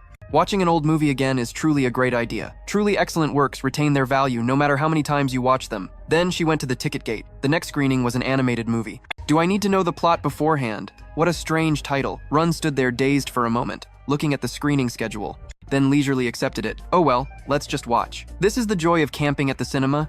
A pleasure that lets people comfortably immerse themselves all day in the theater, from one movie to another. A pleasure that allows one to comfortably immerse themselves all day in the theater, watching one movie after another. Outside, it's raining non-stop. After watching, she pulls out a cigarette, puts it in her mouth, and takes a drag. Run looks around at the scenery, thinking the rain is heavy, reflecting on the movie just now. The moment the film switches from silent to sound is truly magical. The background music and the final dance are also wonderful. Not to mention the ending where both characters survive. It's really perfect. This is the second time I've watched it, yet it still feels like the first time. Or maybe the first time I was too distracted. Or perhaps time has swept away the most beautiful scenes. Suddenly, a couple appeared walking together in front of her. The boy happily asked the girl walking with him how she liked the movie. She replied with interest. The male lead is really handsome, he said, making the boy unable to help but smile. What a strange comment, he said. Looking at the couple before her, she remembered the past because it was also during that rain that someone came to Jun. How was the movie? Yeo Un, with a scholarly look, holding an umbrella in front of June, grinned and said, "Personally, I found it super fun." She smiled because of that. Yeo Un, you find every movie fun, he said as he stepped into the shade, lowering his umbrella and teasing. Come on. Because we only choose good movies to watch, she said. Hearing that, she became curious and asked, really? So which scene did you like the most? He pondered. Maybe the final scene, which surprised her. Don't tell me you fell asleep. I only watched the final scene. Yeo Un giggled and denied it. No way, feeling a little happy inside, she said. I also liked the final scene. It feels like it puts a perfect full stop on the whole movie. Right? Back in the present, she was alone, trembling, feeling disappointed with herself, wondering what she was doing. It's really sad to keep drowning in the past. Then she lit another cigarette. She thought, as Yeo Un said, that no matter how much she thinks now, nothing can be changed at all. She blamed herself for being wrong, for not opening up to Yeo Un and pushing him away. It was all her fault. She reached out to feel the raindrops outside. The rain was getting heavier. Don't tell me the rain will last until evening, she said disappointedly, pulling out her phone and then realizing she didn't expect today to be that day, the day she had to go to that place. She suddenly became silent, staring at the relentless rain outside. Scene changes to the columbarium maintenance area inside the house full of urns of the deceased. At the same time, a middle-aged mother approached. Suddenly, she recognized the person in front of her was Run. She was wearing black clothes, standing dazedly looking at the portrait. Run, the mother spoke, making her break her train of thought and pay attention to her. She politely smiled and greeted, Mother Jisoo. The woman happily clasped her hands and smiled warmly. I knew it was you, Run. You're getting more beautiful. I almost didn't recognize you. Run happily took her hand. I haven't contacted you for a long time. I'm sorry, Mother Jisoo, the mother joked. Oh, don't worry about it. You must have been very busy. You look much prettier, like a celebrity, she said. Run happily accepted the compliment. Thank you very much. Suddenly, the woman looked at the portrait and saw a lollipop stuck nearby, so the candy was left by her every year. Run giggled and replied, I'm very diligent, right? But Mother Jisoo warned her, being diligent is good, but actually, you shouldn't do that. That violates the columbarium rules, and I don't know how to handle it. Run fell silent, looking down. Jisoo liked candy very much, you know. She always nibbled on those tiny candies in class. Seeing her sad mood, Mother Jisoo also felt sad, but now there's no one here to eat them anymore. Run hesitated for a moment, then smiled and said to the mother, Mother Jisoo, would you like a cigarette? She looked at her and accepted. All right. A while later, outside the house, Tangjun and Mother Jisoo sat on chairs, each holding a cigarette to forget about life. She stared at the burnt cigarette, then turned to June and said, Don't come next year anymore, making her confused. Why is that? She asked. The woman said, Now only you and I come to visit. I'm about to take Jisoo home. At this age, it's hard for me to keep coming here, and maybe I'm going to move somewhere else to live. Hearing that, Run looked regretful. That's too bad. Then I will come visit your new home, she said. But before she finished, Mother Jisoo refused bluntly. Don't come. I'm living with my new husband. This made her stunned. Really? Suddenly the woman joked, making her laugh awkwardly. At that moment, Mother Jisoo stood up and said, Anyway, don't come anymore. Just remember Jisoo around this time every year. That's enough. Candy is not something to leave and forget. People have to chew and swallow it, she warned. Don't just keep holding on to the pain of Jisoo leaving. Please live and remember the happy moments too. Even I am trying to do that. But every year the candy you leave behind breaks my heart. Suddenly she became irritable, scolding June. And you too, quit smoking. Don't waste that beautiful face. If you want to smoke, wait until you're old like me, then smoke. Saying that, she left but didn't forget to thank Jun. Well, I'm going home now anyway. Thank you for coming every year. At this moment, only she was left here. All the worries just kept piling up in her mind, candy she never admitted. It was only digging deeper into the truth that Jisoo was no longer herself, always hurting someone else. Scene changed to a busy urban area at the cafe where Yeo Un works. He was busy serving customers. Your lemonade is ready. At that moment, someone entered through the door. I want to order, he politely greeted out of habit. I'm here, sir. What would you like to order? Just as he looked up, he suddenly realized it was Run. She happily waved at Yeo Un, annoyed but still forced a polite smile. Okay, 1 hot chocolate, right? He smiled silently and said, 1 hot chocolate to go. Yeo Un glanced at her and replied, I'll let you know when it's ready. He was thinking but didn't dare to ask. She looks different today. Is something going on at work? While Yeo Un was mixing drinks, she couldn't take her eyes off him. Suddenly June brought up an old topic. Recently she rewatched that movie, the black and white one we watched together. Yeo Un looked a bit confused and glanced at Run. Still not giving up, she rambled on. Watching it a second time was even better than the first. She noticed hidden details, symbolic images, camera angles she hadn't noticed before. It made her remember how much she loved that movie. How much it really was great, he said. You think it's a black and white movie? Then made an excited face while chatting. Is it the movie that's silent then suddenly switches to sound halfway through? She grinned widely and nodded. Yes. So you still remember. After taking the hot chocolate from his hand, Run immediately suggested, recently that movie was re-screened in theaters. If you're free, go watch it. Watching in theaters is still better. Hearing that he could only smile awkwardly and let it go. As if I have time to watch that movie, she said. You see, I'm swamped with job hunting and part-time work. Noticing Yeo Un seemed to be avoiding her, she tried every way to pull him along, but he still had time to listen to her talk today. Right? Ian shouted angrily. Otherwise, I'll cause trouble for you again. Seeing his cute expression, Run smiled broadly. Yes, I'll come again, making him snap sharply. Don't come. Scene changed to evening at an apartment. Run was diligently brushing her teeth, doing simple daily tasks. After finishing, she took a towel to wipe her face, suddenly sighed deeply, then went to the bed and flopped onto it. Then she suddenly remembered, right, I was supposed to smoke the last cigarette before brushing teeth. Actually should have smoked one before going to the room. Totally forgot. Then June decided to sit up and neatly tied her hair back again. Had to crawl all the way down to the first floor to get to the smoking area. Just to have a nice view, chose a high floor room, now found it inconvenient. She pondered for a moment but couldn't resist temptation, so she left it to fate. Whatever, just smoke. Otherwise the craving will wake me up in the middle of the night. Hurriedly ran around looking for cigarettes. Only smoked one quickly, then went to sleep soundly, while carrying 6 bags. Then saw the lollipop from this morning now lying in her bag. This made her remember her old friend, muttering, what's so good about it anyway? Run unwrapped the lollipop and put it in her mouth. Suddenly she didn't want to go anymore. Went back to bed, followed by a flood of thoughts rushing in. A movie she once watched was now being rescreened. Everything was still the same. The story was captivating. The acting was excellent. Even the soundtrack was unforgettable. Run raised the lollipop in front of her face, looking at it passionately. So it's grape flavor. Nothing's changed. Thoughts kept flowing in Run's mind. She just realized the movie contained more than what she remembered. Maybe I should quit smoking. Scene changed to Mr. Hyun Sung's music shop, wearing a stylish t-shirt, still diligently doing housework. After finishing, he went to Hae In and called out, Hey In, done cleaning, let's go home. Seeing her still sitting immersed in her own music today, Hyun Sung reluctantly went closer and asked, Hain, why aren't you going home? She took off her headphones, looked up at him, and then began to plead. Can I stay here overnight today? I think I just need to tweak a little more to finish. The uncle seemed quite curious about this editing. What kind of editing is that? Is it a project with a deadline? So she had to answer. No, it's a new song I recorded a few days ago. The main part is done. I just need to adjust a few small details. Hearing the quiet, emotional melody, Hyun Sung froze for a moment, then asked, Are you planning to stay up all night to work on this? Hae In denied, No, I think it will only take about 1 or 2 more hours. I just want to perfect everything. Seeing her still so diligent while inspiration was alive, he had no choice but to leave. I'll prepare a folding bed in the room for you, he said. She happily thanked him. Thank you, Hyun Sung. Thank you so much. The uncle smiled as he went to get the folding bed and placed it in an empty spot in the room.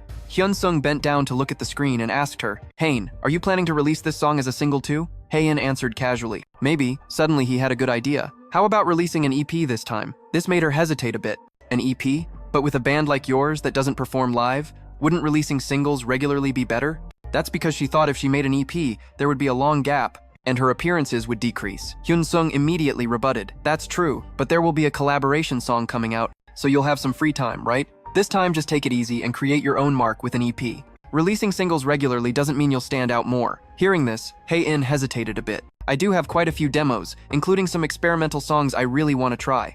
I'll consider it more because I'm still deciding on the release date. After hearing this, Hyun Sung advised her, last time was well received, so don't rush. Seeing her working so hard, it made the uncle feel a bit overwhelmed. After closing the shop, he took a pillow and a thin blanket and lay down right on the sofa. I guess I'll stay here overnight too, the first time in a long while. I can't leave my niece here alone and then go home, Hyun Sung said, picking up his phone, his mind deep in thought. Because he always worried about Yeo Un, and by the way, her composing skills are improving. Before, he saw her as a bit trapped in her own world, but now that world is expanding and reaching listeners. Whether she succeeds commercially or not, no one can predict, but if she keeps developing like this, Yeo, you will definitely become an excellent musician. He was silent, staring at his phone. After losing miserably at a game, he felt a bit annoyed. I'm a musician but can't even beat a game? Rhythm? And now blaming the game? This game must be faulty. The next morning, Yoon sat alone in the library, deep in thought. Previous interview questions weren't too hard, but with these, even a small word could change the impression a lot,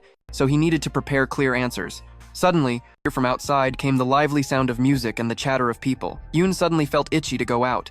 Right, the festival starts today. Why is the library so empty? Then he remembered, seeing some festival banners hung up. He picked up his phone and looked at the screen. I still have some time before work. Should I take a walk? Even though this is the last festival. Outside, the streets were full of banners and new fast food stalls. Yoon held the festival schedule and skimmed through it, then sighed in boredom. Even though it's a festival, it's pretty much the same as every year, so it's not that interesting. It seemed their department was running the pub again this year.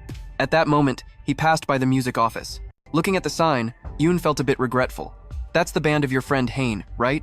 If not for my part-time job, I would have gone to see their performance. What a pity. At that moment, the voices of some boys running up and shouting reached him. They were juniors from the basketball club. He smiled warmly and replied, "Hello guys, is your festival preparation going well?" But they didn't say anything and suddenly lifted him up and dragged him away, leaving On astonished.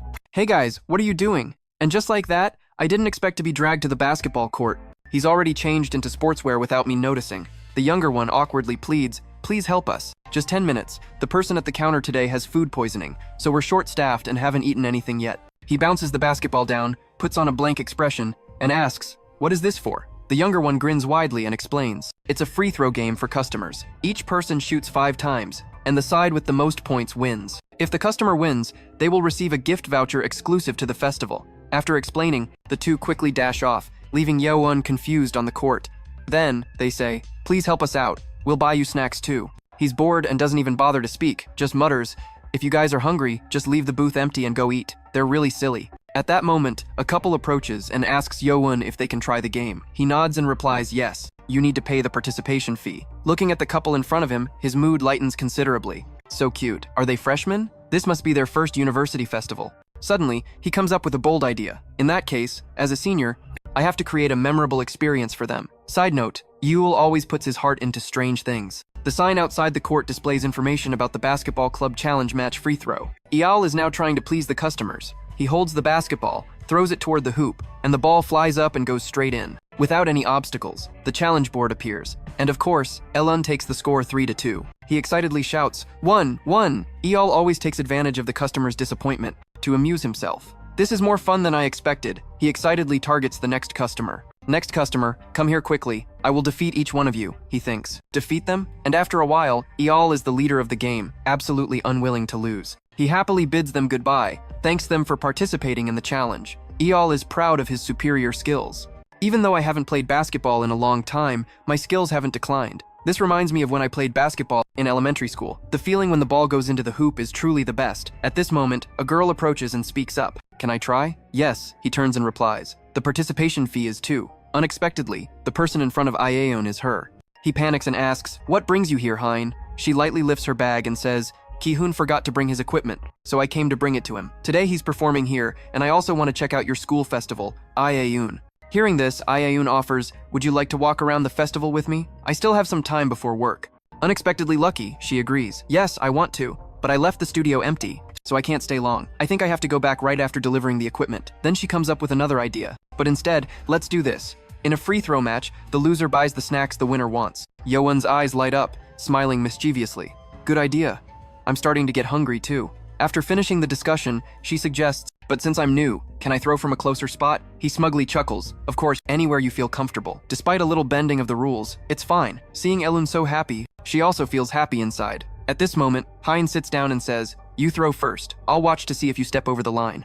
Yeo Un worries and warns her it's dangerous if the ball flies out. Be careful. But Hein isn't afraid because she believes as long as the ball goes in, it's fine, right? This makes his confidence drop significantly. Yeo Un just ignores it and says, "Don't blame me if you get hurt." Hein giggles. "Yes, go ahead and try." At this moment, Yeo Un instinctively spins the ball in his hand. He thinks to himself, she's definitely teasing me, trying to make me unable to throw seriously. But if that's the case, I'll be even more relentless. Then he takes a run-up and throws. Hein looks on admiringly as the ball flies toward the hoop in a moment. Meanwhile, in another place, holding a cup of hot chocolate, her face shows clear relaxation. "Eating something sweet really fills me with energy." She happily looks up at the scene, wondering if Ion is still at school. The scene shifts to the basketball net. The ball in Hae-in's hand is slammed down. She is extremely serious about trying this game. Hae-in sighs deeply and then throws the ball towards the net. Unexpectedly, she has a natural talent, scoring every shot. Hae-in jumps up joyfully, finally making it into the basket. Witnessing this, Yeo Un can't help but be surprised. "Oh my god, you really surprised me. I thought you were terrible at sports." But actually not at all. Hae-in heard this and coquettishly said, "I already scored." Eon laughed so hard it was contagious. But only once. The first 3 shots didn't even touch the rim, so that's how it was. He thought back to the earlier scene, laughing until tears flowed. The 4th shot bounced out, and you even shouted loudly. Remember? Making her blush. Hae-in annoyedly threw the ball at Yeo Un. "You won, so you must be very pleased. Let me tell you, back in high school, my gym grades were pretty good, just haven't played in a long time." Seeing Hae-in pout made him feel a little happy inside. Unexpectedly, she had this side. At this moment, the younger brother had also returned. Yeo Un held 2 large bags of food. "You brought snacks here." Ion was shocked seeing them. "Why did you buy so much?" He chuckled and said, "I took the chance to buy while you were busy. Had to buy at least this much." He took the 2 bags of food feeling a bit guilty. "Thanks, but this is too much." Then he glanced over at Hae-in and extended his hand. "You want to take some?" She happily looked at him and smiled, then accepted the gift he gave. "Why not?" Seeing you two seem a bit shady, the 2 younger brothers lazily made indifferent faces. "Oh," making Yule shy and blush. "What's that?" A while later, in a quiet place, he and Hae-in sat eating candy together, while the other younger brothers... Suddenly, Hae-in turned to ask Yule, "Did you used to be a basketball player in college?" Yule awkwardly shook his head, denying, "No, not a player, just a club member. I joined to kill time between classes." Suddenly, she made a smug face looking at him. "Surely there were men. You really like the guys in the club, huh?" Hearing this, he smiled wryly and explained, "Not all were boys. When I entered school, sports clubs weren't popular because people thought they didn't help with work." "Yeah," Hae-in gradually realized. "Oh, that's why." Then asked another question. "Yule, did you also cook for the festival?" Yule nodded. "Yeah. Freshman year at the department booth, someone suggested selling grilled meat. So I had to stand by the grill for 3 days straight. Almost got grilled myself." Hearing this, Hae-in burst out laughing. Must have been tiring. Talking about old times made Yule want to confide a bit, but still quite happy. As we secretly grilled potatoes, gathered around the fire because it was cold at night, she listened attentively to his rambling, then out of curiosity asked, "Does it make you remember those nostalgic days? Almost graduation now, right?" Hearing her say that, Eon froze for a moment. He looked intently at the cake in his hand and answered, "I think so. But what can I do? I still have to graduate." Eon felt a bit sad. He can't stay here forever. Tuition is expensive. Hae-in tilted her head teasingly. "That's the real reason." Suddenly, a phone notification sound startled her. She said to him, "I have to go now. They're about to check the sound. And you, Ion, your part-time job time is coming, right?" Ion awkwardly replied, "I still have some time. I'll go greet the club members first." Hearing this, Hae-in nodded and said goodbye. "All right, stay a bit longer. I'll go first. See you next time." Seeing her wave at him, Eon smiled and waved back. After Hae-in left, Yeo Un sat absent-mindedly staring into the distance, suddenly feeling a bit worried, thinking about university life ending soon. Once graduated, there's no way to delay responsibilities anymore. He felt a bit unmotivated inside. In a discouraged tone, he shouted, "I don't want to graduate." Suddenly from behind a shiver, "Since when did you come so close to my ear?" "Then don't graduate," Yeo Un jumped back. "What? Why are you here?" She tucked her hair back, laughing mockingly. "I sneaked in during the field trip because I missed this place a bit. Anyway, there's a festival, but whenever I meet June, my mood drops a notch." Yeo Un was too bored to speak inside.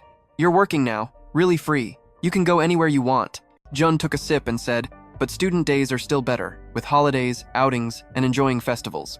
Hearing these words made him a bit annoyed, and he shouted loudly, "She didn't even go to festivals or picnics. Don't pretend like she did." After successfully teasing Elu, she burst out laughing, really, then sat down with him and asked how the job search was going. She said she heard it's been hard to get an internship lately.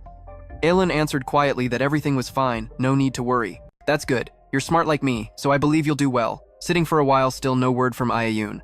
She then suggested, since they met like this, maybe have a serious talk. Yeo Un was a bit confused. Serious talk. Suddenly her tone was a bit shy, just an apology from her to him. Yeo Un sighed, hearing that, looked away and replied, I already said everything is over. I don't care anymore, you don't need to apologize. After hearing the straightforward refusal, her expression, June didn't expect her to smile so forcedly. She only wanted one thing. She knew it was late. She knew this was just to ease her own heart.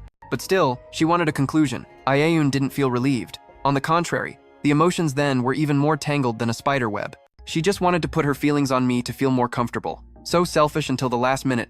I was still not in her thoughts. It felt so unfair that even now I couldn't be decisive. Should I pretend to be busy and run away? Suddenly he reconsidered. No, I should take this chance to end it like she said. End it clearly. If she wants to end it, surely she wants to cut off contact with me.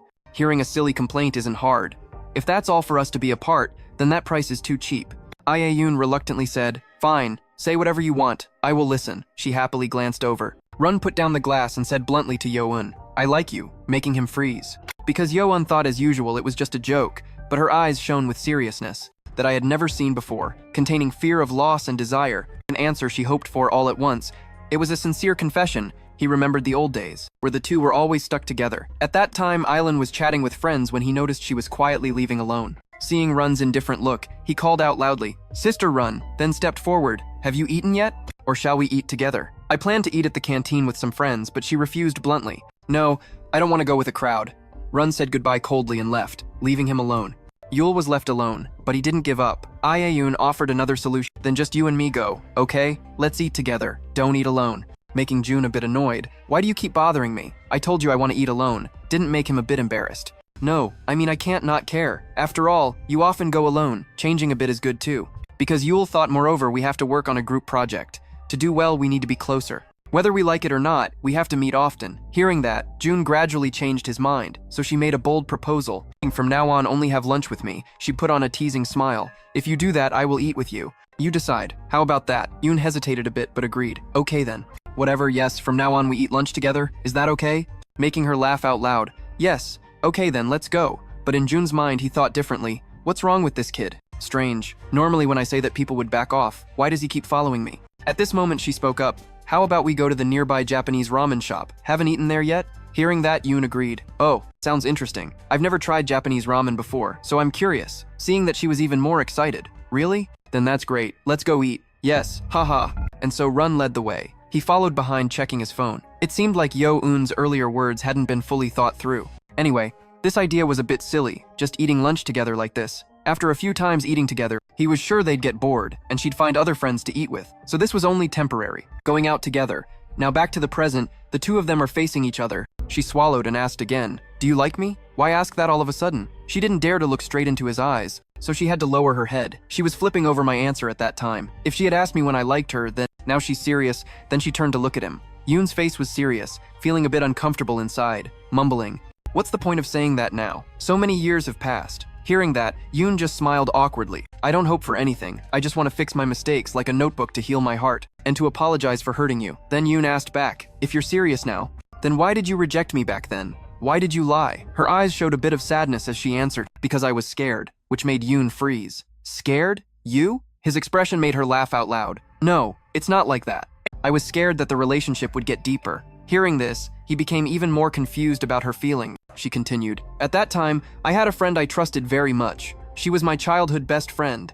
We got along very well, and I liked being with her, but she also had a very mature side, so I often relied on her emotionally. Her voice lowered. Then one day, that friend passed away in a traffic accident. At this time, Yoon was still listening attentively to her story. Then she began to tell about that day. It was 2 days before the school trip. We planned to go shopping to prepare, but then she left forever. I was very sad, but tried to endure for a while. Every time I remembered her, I just cried and let everything pass. But there was no one left for me to lean on. Finally, I couldn't bear it anymore. Hearing this, Yoon felt a bit sympathetic for her. At that moment, her hand suddenly trembled. She didn't remember much about that time. Her heart was broken, to the point she couldn't control herself, living a chaotic life like that. She skipped school for many days and locked herself in the house. Finally, when they came, the family forced her out. She knew they did it because they worried about her, but at that time she couldn't accept it. Have you heard that deep-sea fish get burned by human warmth? That's how I felt. The family's kindness was like a burning flame. It hurt me more. Yoon was silent for a long moment. Then, she started to steer the story to connect with old memories between them.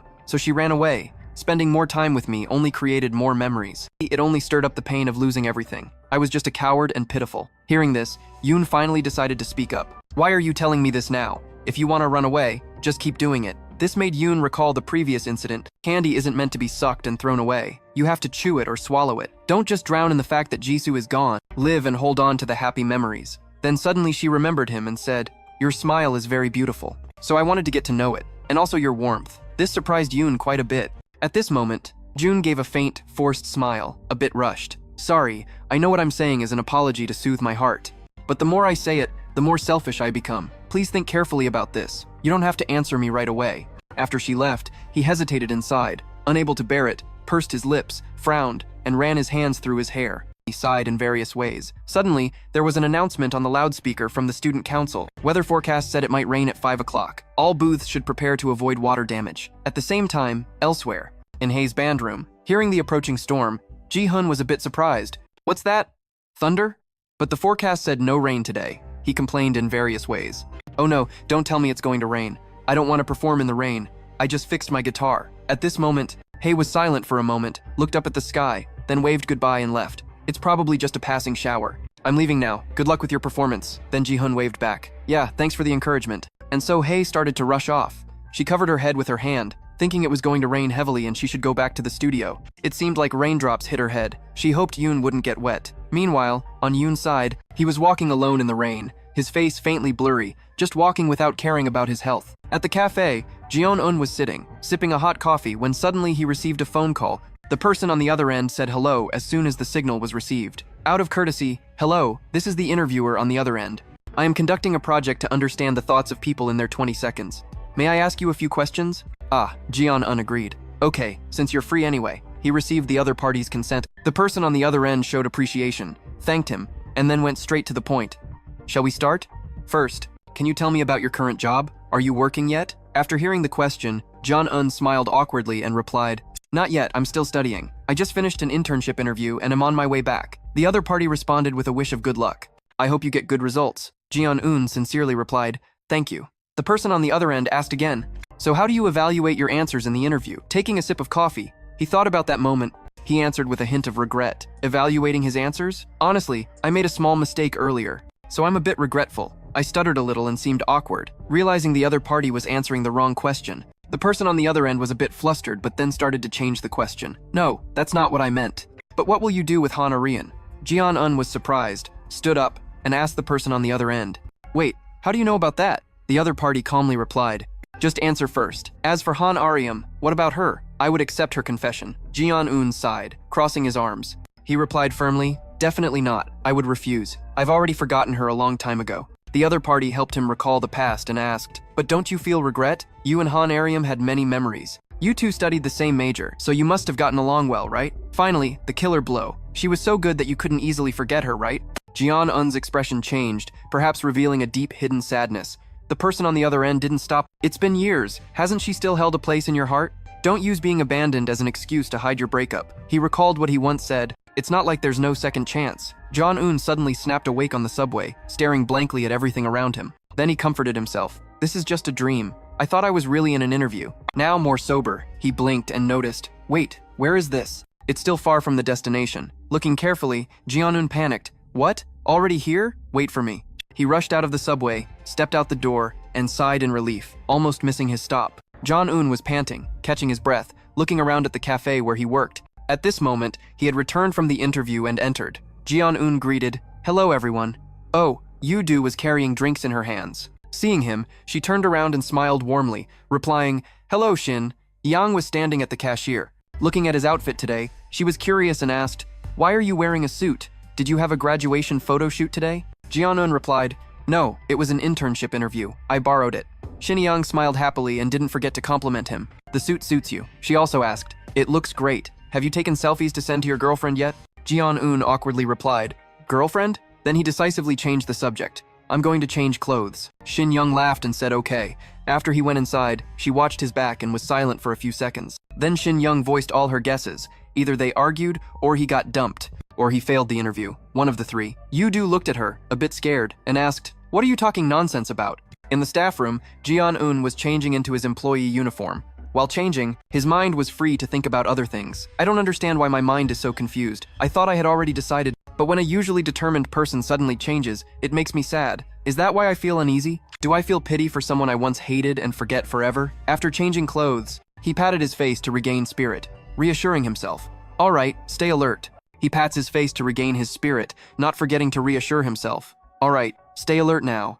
Focus on work and prepare for the final exams. Holding drinks in his hands, he loudly says, "Bring the drinks for customer number 82. Done." Carrying them to the table of customer number 82, he places the drinks and politely serves, "Thank you. Enjoy your meal." While carrying the drinks inside to continue mixing, Oyudu, holding a small piece of paper, calls him over. "Zun has this delivery order, 1 iced Americano and a strawberry smoothie," he replies politely. "Yes, sir." Then Yeo Un went inside to prepare the drinks. Seeing a leftover piece of paper on the table, Oyudu picked it up and asked him, "Where is number 81? Are you done yet?" At this moment, Yeo Un was startled and remembered, "Oh right, the order he took earlier. I must have forgotten. It's the order after the previous one." Oyudu seriously scolded him. "What are you doing?"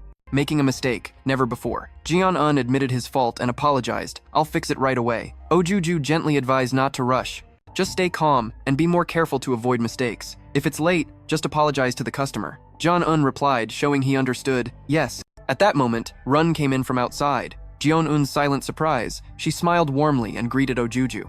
"Hello, ma'am." A second later, Run turned to look at Yeo Un. He sensed the gaze but pretended not to see, deliberately avoiding it. Oyudu smiled politely and replied, "Hello, are you drinking hot chocolate again today?" She smiled and asked, "Yes. How do you know?" Oyudu said in an obvious tone, "Of course, you're a regular customer." She asked further, "Are you having it here today or to go?" Jun's eyes looked toward Yeo Un at the bar. She answered Oyudu's question, "No, I'm taking it to go today." Oyudu said, "Then please report it with the pager." She turned to Yeo Un and said, "Make another hot chocolate."